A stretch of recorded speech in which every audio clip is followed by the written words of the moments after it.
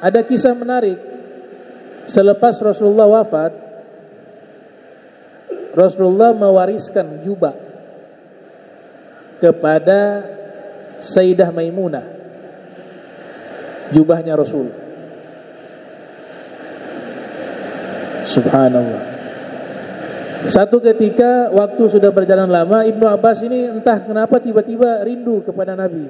Rindu sekali. Waduh, ini harus diobati ini.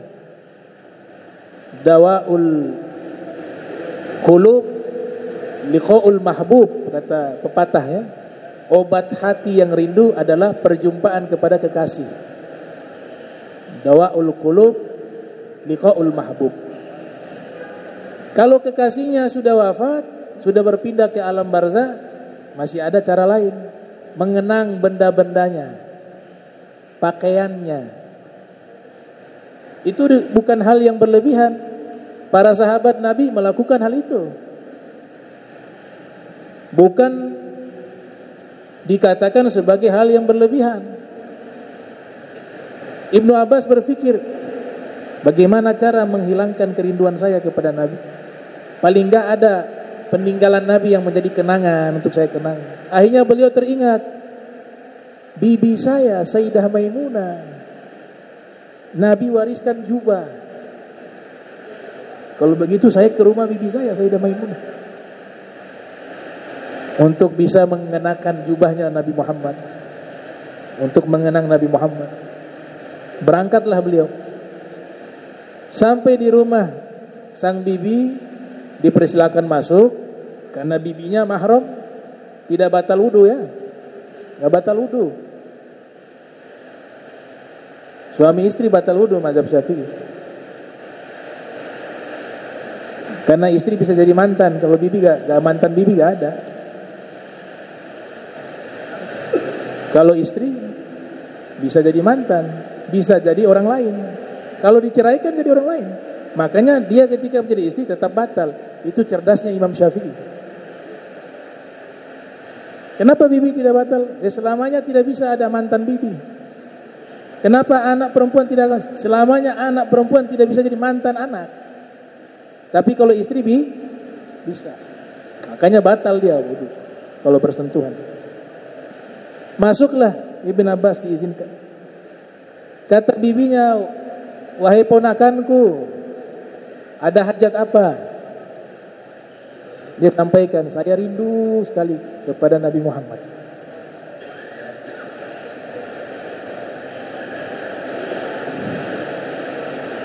Bisa saya jubahnya saya kenakan? Bisa wahai ponakan. Kamu wudu, kemudian sholat. Setelah sholat 2 rakaat, nanti saya keluarkan jubah Rasul Muhammad SAW.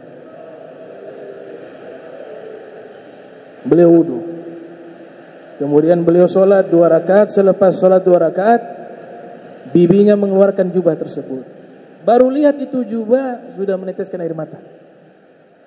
Karena dia mengenang bukan jubahnya, tapi yang mengenakan jubah itu Nabi Muhammad SAW.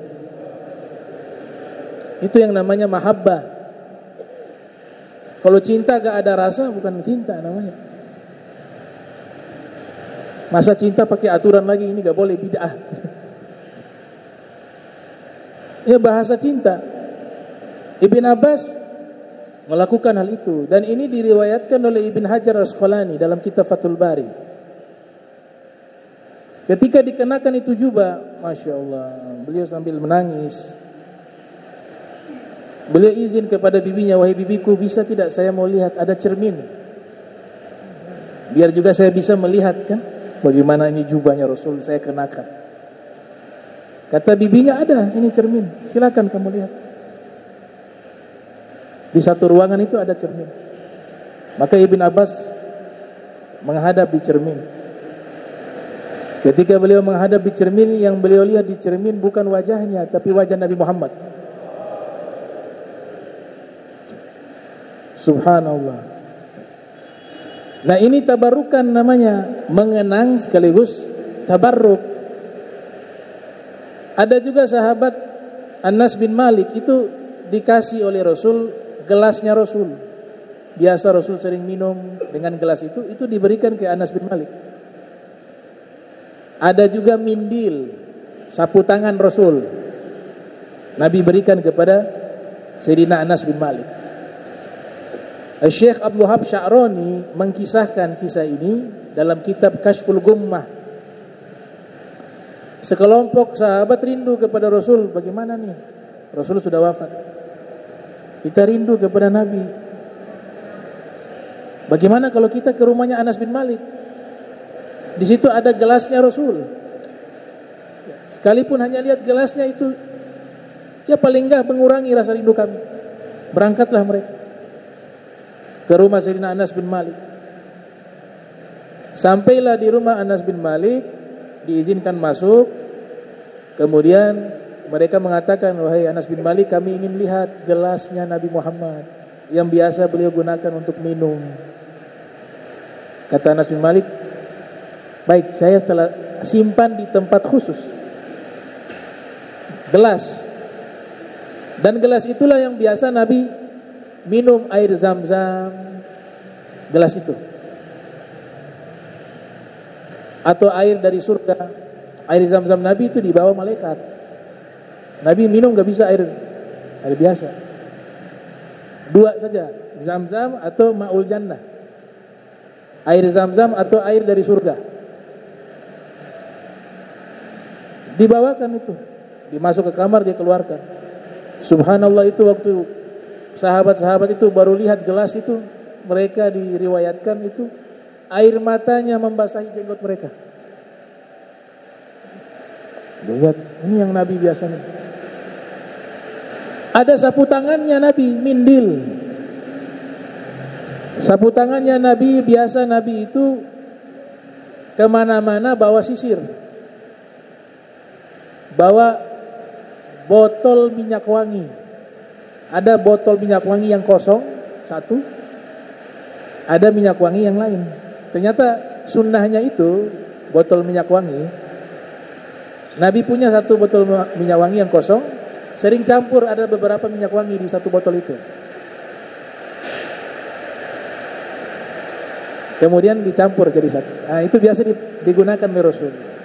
Padahal tanpa minyak wangi juga sudah wangi. Ya. Keringatnya Nabi lebih wangi dari minyak kasturi. Nah, sapu tangan yang biasa dibawa oleh Rasul, kalau berkeringat beliau usap keringat. Nah, itu diberikan kepada Anas bin Malik.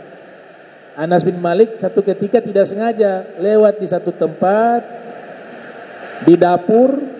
Di situ ada yang membakar kayu bakar. Itu sapu tangannya Nabi jatuh ke situ, masuk ke dalam api. Anas bin Malik mencari-cari, mana nih sapu tangannya Nabi, tidak ketemu. Ternyata dia ingat tadi dia lewat di tempat ibarat kata dapur. Dia balik ke dapur, orang-orang sudah berkumpul di tengah-tengah api itu, mengelilingi api berkumpul. Dia tanya, ada apa ini? Orang-orang itu mengatakan, itu ada sapu tangan tidak terbakar di dalam api. Sapu tangannya tidak tersentuh oleh api, padahal berada di tengah-tengah di dalam api. Anas bin Malik mengatakan, kalian tahu tidak itu sapu tangan siapa? Mereka mengatakan tidak tahu. Itu adalah sapu tangannya Nabi Muhammad SAW yang biasa menggosok, beliau gosok keringat beliau. Bagaimana mungkin api bisa membakar keringatnya Nabi Muhammad? Kalau keringat saja api tidak bisa membakar, apalagi seluruh tubuh Nabi, kulitnya Nabi, dagingnya Nabi sallallahu alaihi wasallam. Alhamdulillah. Jadi itu bukan berlebihan, itu amalia sahabat. Tahu dalam riwayat Manaqib Imam Ahmad bin Hanbal waktu mau meninggal dunia. Imam Ahmad ini meninggal dunia, diantar jenazahnya kurang lebih ada 1 juta manusia yang mengantar jenazahnya. Wa fi riwayat 1,5 juta. Wa fir riwayah 2 juta manusia mengantar jenazahnya Imam Ahmad bin Hanbal. Yang masuk Islam waktu itu hanya melihat saja. Ini siapa yang meninggal nih? Orang-orang non-muslim heran. Siapa yang meninggal nih? Manusia sebanyak ini yang mengiringi jenazahnya. Mereka katakan ini imam kami, Imam Ahmad bin Hanbal. Wah, kalau meninggal saja diiringi semacam ini oleh manusia, pasti ini orang yang dicintai oleh Tuhan. Kalau begitu kami masuk Islam. 400.000 orang masuk Islam di hari itu. Wasiat beliau apa di situ?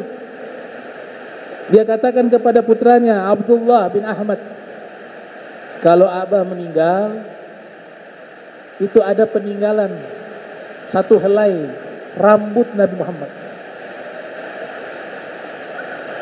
Nanti letakkan di wajah Abahmu ini waktu meninggal, dan kuburkan saya bersama rambut Nabi Muhammad. Itu siapa? Imam Ahmad bin Hanbal. Ada Khalid bin Walid. Kalau perang, dia punya topi khusus. Dalam satu peperangan Ghazwatul Mu'tah kalau tidak salah itu, beliau duel dengan musuh, topi perang itu jatuh. Nah, beliau fokusnya sudah tidak dengan musuh, tapi topi yang jatuh itu. Ada beberapa orang menyaksikan, sibuk melindungi itu topi, sampai korbankan itu nyawa untuk melindungi topi tersebut. Selesai peperangan, dia berhasil ambil itu topi. Peperangan selesai. Yang menyaksikan hal itu bertanya kepada beliau, kami lihat tadi kau berperang, topimu jatuh. Nah, kamu itu konsentrasinya ke topi. Ini topi harganya seberapa sampai kamu bisa korbankan nyawa untuk melindungi itu topi, untuk mengambil topimu itu? Apa kata dia? Itu topi, di dalamnya itu ada rambutnya Nabi Muhammad. Saya gak mau musuh-musuh menginjak-injak rambutnya Rasul. Lebih baik nyawa saya ini saya korbankan hanya untuk melindungi rambutnya Nabi Muhammad. Dan demi Allah, setiap saya berperang menggunakan topi ini, saya tidak pernah kalah dalam peperangan. Dan memang tercatat salah satu jenderal dalam peperangan yang ketika memimpin pasukan tidak pernah kalah. Selain beliau sekolah militer juga. Zaman itu ada sekolah militer di Persia, ada sekolah militer di Romawi. Jadi beliau menggabungkan 3 sekolah militer. Beliau ini anak orang kaya, jadi ayahnya itu punya uang banyak, gak disuruh dagang, tidak disuruh kerja, tapi disuruh apa? Sekolah. Pada zaman itu, jika ada anak yang dia menjadi pimpinan perang, jago panah, jago pedang, itu satu kehormatan. Maka sang ayah Al-Walid memberikan hartanya kepada Khalid bin Walid dan memerintahkan, ini harta kau gunakan untuk sekolah militer. Yang di Arab di sini, strategi militer di Arab sudah dikuasai. Sekarang kau berangkat ke Syam. Di sana itu ada Romawi. Juga ada orang-orang Persia di wilayah sekitar itu. Di zaman itu sudah ada sekolah militer. Khalid bin Walid masuk di situ sekolah. Sudah selesai lulus sekolah militer Romawi, lanjut juga belajar kepada Persia. Jadi beliau padukan militer Arab, militer Romawi, dan militer Persia. Jadilah Khalid bin Walid strategi berperang. Jadi menjadi orang hebat itu tidak instan. Dia punya proses panjang. Dia sekolah, dia belajar. Nah, ini gambaran bagaimana sahabat-sahabat Nabi, mereka sangat memuliakan Nabi Muhammad SAW. Dan mereka tabarukan, ngambil berkah dengan benda-benda peninggalan Nabi Muhammad SAW. Ada juga saya teringat Rasul SAW berikan cincin. Ya, ada peninggalan yang dikasih kepada Imam Ali bin Abi Thalib. Salah satunya apa? Pedang. Zulfikar. La fata ila Ali wala saif ila Zulfikar. Tidak ada pemuda hebat seperti Imam Ali, tidak ada pedang sehebat Zulfikar. Itu Nabi berikan. Nabi juga berikan cincin kepada Sayyidina Ali. Nabi juga berikan dir'un, baju perang, ya, kepada Imam Ali. Dan juga tongkat, cuma ini jarang dinukil dalam kitab ya. Tongkat Nabi itu warisan Nabi kasih ke Sayyidina Ali, turun-temurun anak cucu. Sampai tongkat ini warisnya jatuh kepada Imam Ja'far As-Shadiq bin Muhammad Al-Baqir. Imam Abu Hanifah belajar kepada Imam Ja'far.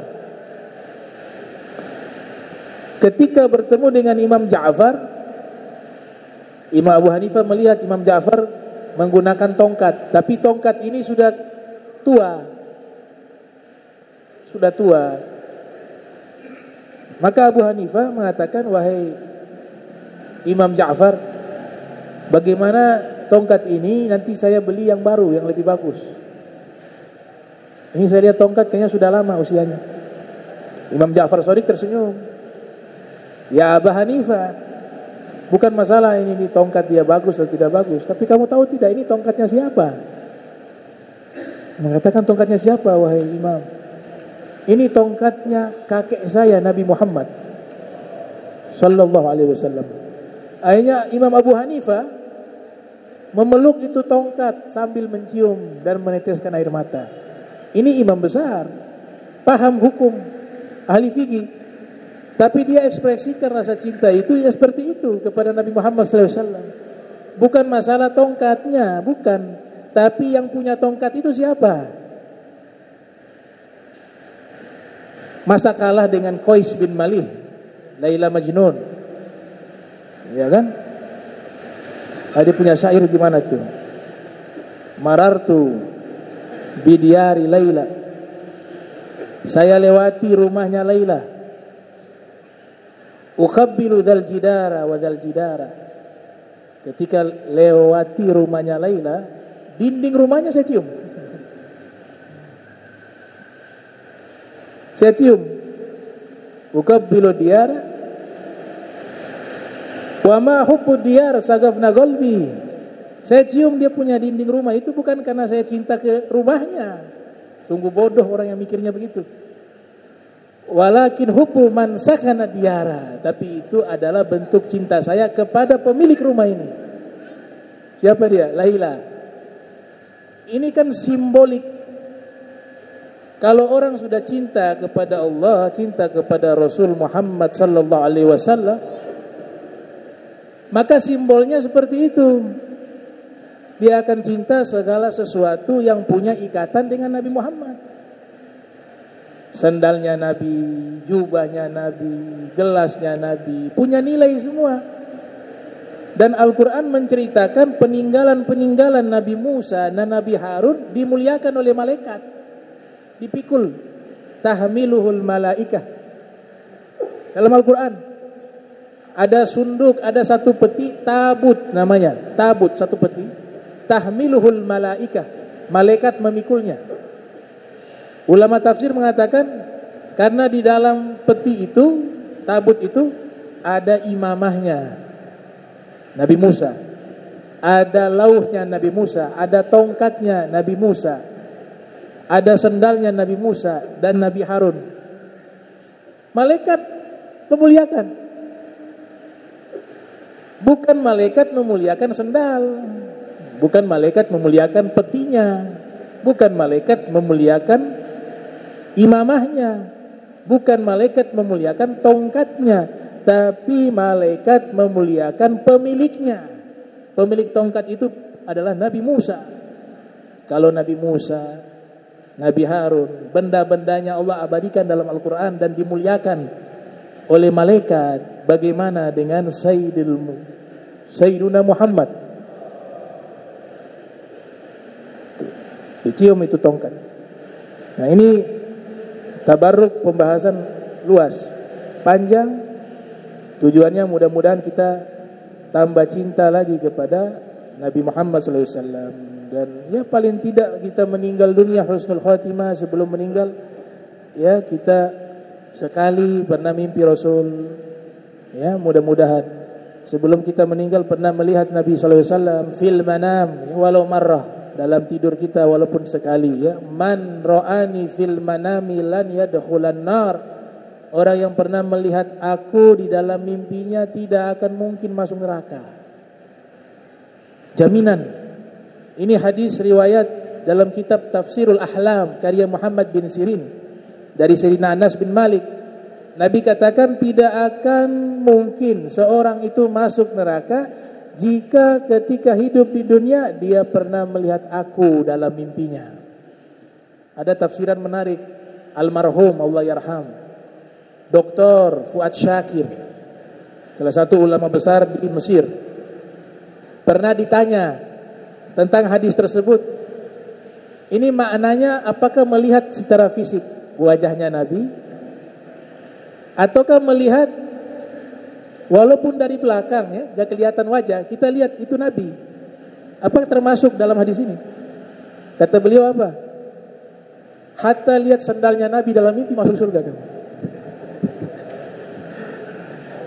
Kalau Nabi secara wujud agung, terlalu agung, kau lihat itu sandalnya Nabi dalam mimpi, itu ridanya Nabi dalam mimpi, kau lihat sebatas Nabi lewat, walaupun wajahnya tidak kelihatan, dan memang wajah beliau dilindungi oleh Allah Ta'ala, nur, disimbolkan dengan cahaya, kau lihat punggungnya Nabi, kau selamat. Jadi hadis ini maknanya melihat segala sesuatu yang terikat dan terhubung dengan Nabi Muhammad SAW. Itu, Masya Allah.